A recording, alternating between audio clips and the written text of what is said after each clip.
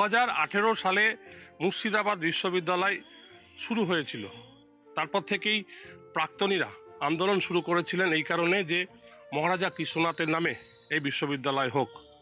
অবশেষে ব্রাত্য বসু শিক্ষামন্ত্রী এই বিল পাশ করানোর খবর পেয়ে স্বাভাবিকভাবে খুশি হয়েছেন প্রাক্তনীরা এবং মুখ্যমন্ত্রী মমতা বন্দ্যোপাধ্যায়কে ধন্যবাদ জানিয়েছেন মুর্শিদাবাদ কৃষ্ণনাথ কলেজের প্রাক্তনীরা। এবার থেকে মুর্শিদাবাদ বিশ্ববিদ্যালয়ের নাম পরিবর্তন করে নাম দেওয়া হবে মুর্শিদাবাদ মহারাজা কৃষ্ণনাথ বিশ্ববিদ্যালয়, আর তাতেই খুশি প্রাক্তনীরা।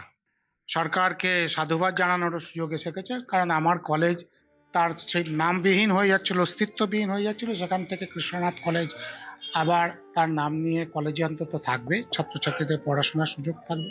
এই আনন্দটুকু তো সবাই মিলে আমরা উপভোগ করতেই চাইছি এই মুহূর্তে।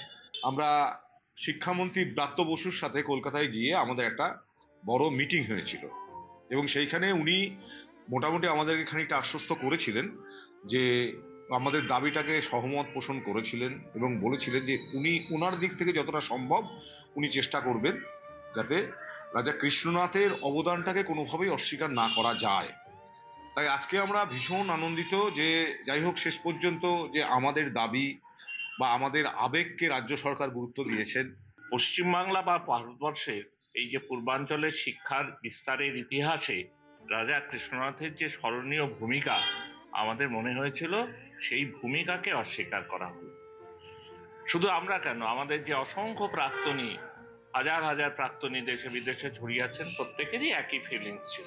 একটা কলেজ থেকে একটা বিশ্ববিদ্যালয়ে উত্তরণের যে প্রচেষ্টা, সেইটা যেন জারি থাকে ধারাবাহিকভাবে, সেটা আমরা সরকারের কাছে অবশ্যই চাইব। ক্যামেরায় অপূর্ব সঙ্গে করলেন আমার শহর বহরমপুর, কলকাতা টিভি।